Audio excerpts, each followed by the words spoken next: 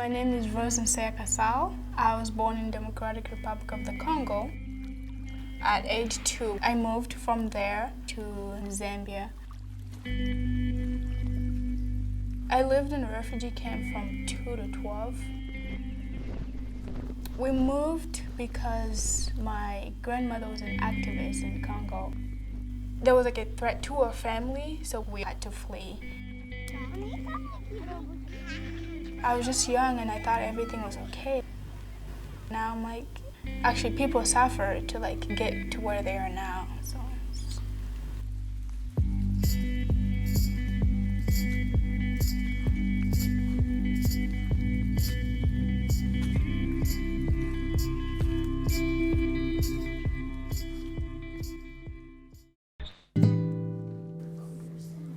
Okay, how does that sound? Okay, how should you? Yeah. My name is Odette Kasal Mukaiji. It's my dad's name. Here, where the parents encourage all the kids to go to school to get an education. In Africa, the boys are encouraged to go to school, but the girls are encouraged to get married. But my dad was an educated person. He really fought so that we can dream big. You told me before you were an activist in Congo. Mm-hmm. What was the motivation to be an activist? Oh, to that's help? A great question. Yeah. This is not only in the Congo, but generally speaking, it's in Africa, Mm-hmm. especially sub-Saharan Africa, Yeah. where women are denied a lot of rights. If a woman is married, she has to have the authorization from the husband. Otherwise, no one is going to hire her. She can't even own a property. She can't buy a car. She can't buy anything without her husband authorizing. And to me, that was unfair.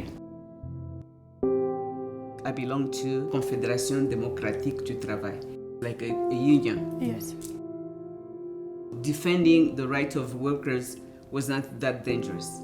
But when the war started, Yes. I ended up doing what the government doesn't like, human rights. We have new pictures tonight. In Rwanda, history is being written in blood. It's one of the worst atrocities in modern history. The systematic murder of 800,000 people, most of them from the minority Tutsi tribe. The genocide lasted 100 days.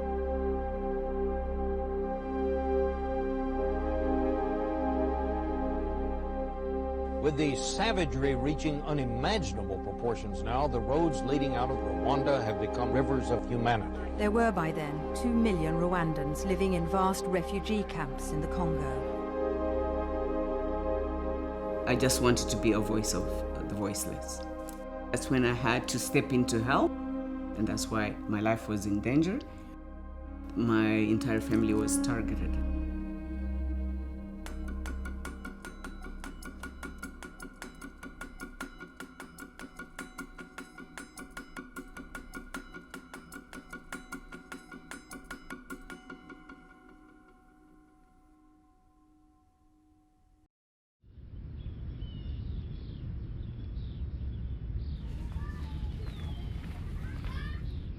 Okay,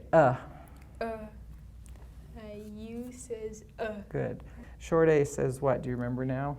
I think it says Right. And short O says and short U says So yeah, this is like at the doctor, My hope for you, now listen to me well, is that you will read about one of these people once a week. That's only usually 2 or 3 pages.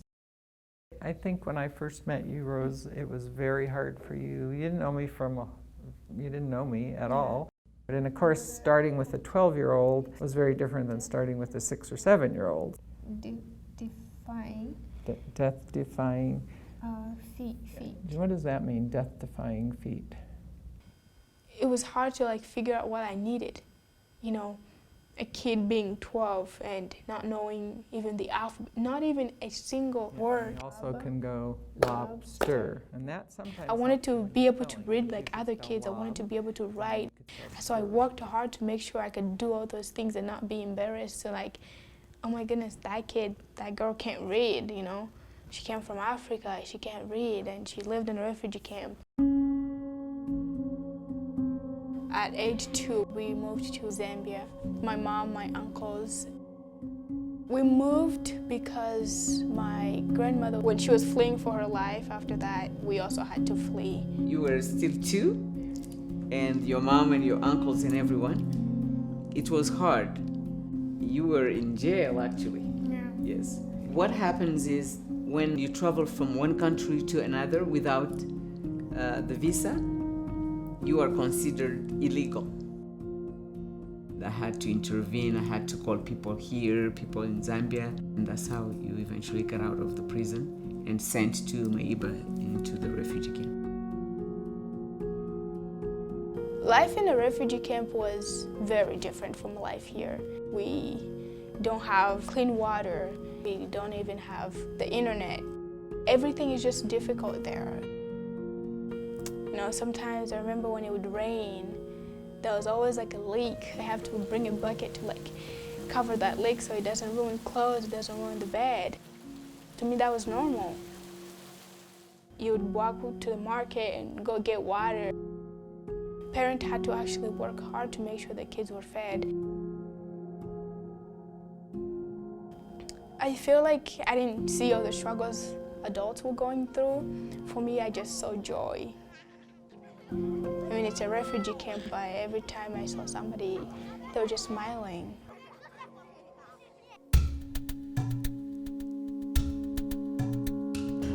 remember my mom, she was a businesswoman, and so she was always just selling all kind of merchandise. I felt like she also made sure that I was fed, and she would always bring us food. She was an amazing human being. One, she was not scared of anything.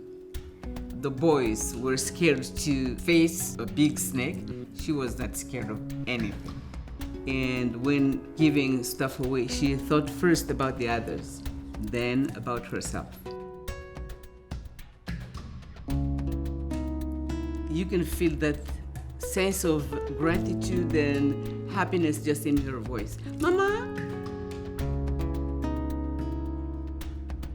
When I was little, I thought it was just permanent. When I started growing up, I started understanding. It was like, oh, we're actually getting a resettlement for us to be sent where our grandmother is. One day, my mom told me, like, we're actually leaving. We left and got a taxi and went to the capital city. We would go to, like, the immigration office. She ended up getting sick. I was like, something is wrong. As a kid, you can tell when your parents are not feeling the same. They ended up taking all sort of tests and finding out that she was actually really sick.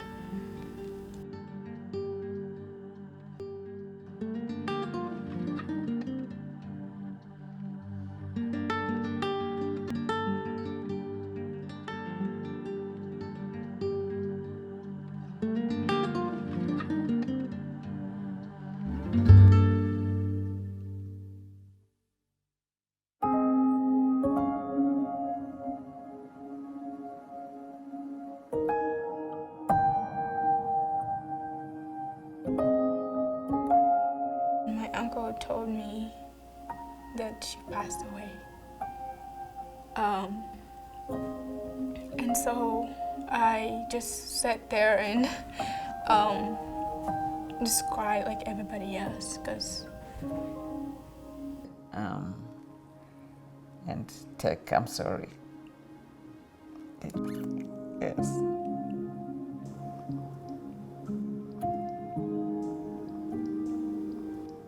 I never even got the chance to like see her in the hospital, even say anything. But I ended up actually flying myself from Zambia to the US instead of flying with my mom. Yeah. Right.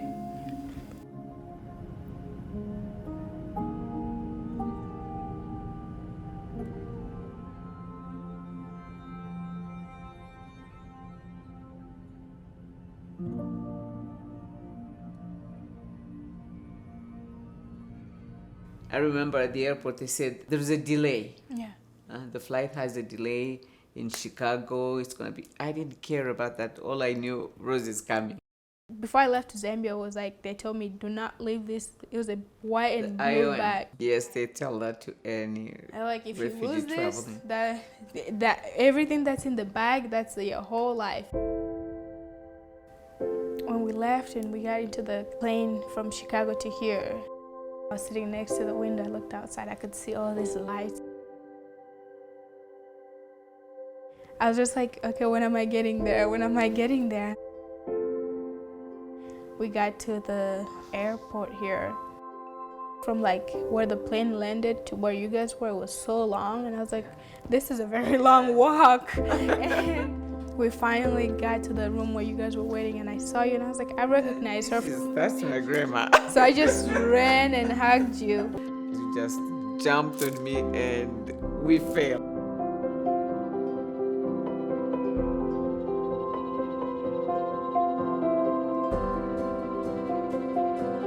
Everybody was just there waiting, taking pictures and everything.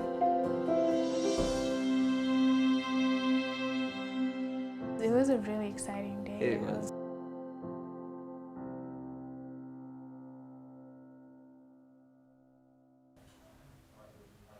Some very thin eyebrows. Yeah.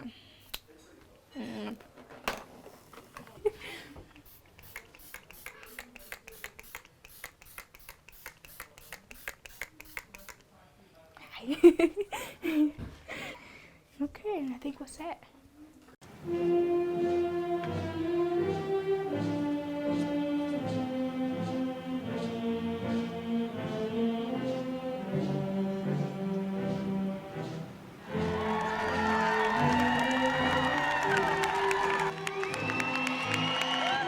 Congratulations, everyone. When I saw you coming out of the tunnel at the stadium, I literally had goosebumps. Oh my gosh, how did we get here in 6 years? Rose Nseya.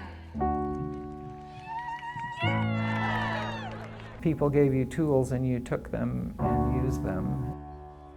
We are now officially graduates. Congratulations and good luck.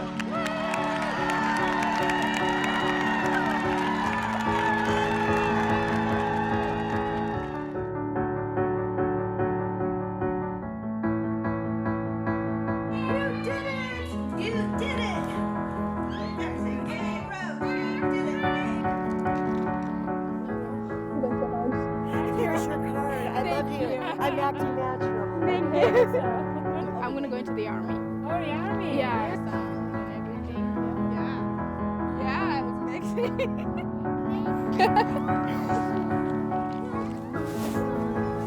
Oh, there we go.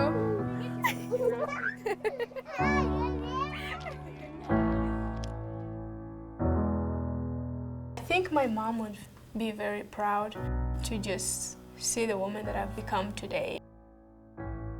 I wish she was there. You know, tell her I did it, you know. I finished high school, I got my diploma. Balloons are fun, huh? My grandma's been there for like everything.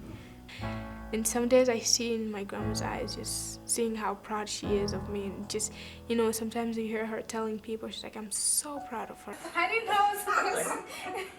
I was supposed to leave some food for you, and I ate everything. I mean, it was a lot of food. Désolée, madame. Ou mademoiselle. My Yeah. Hey, copy. crab, yeah.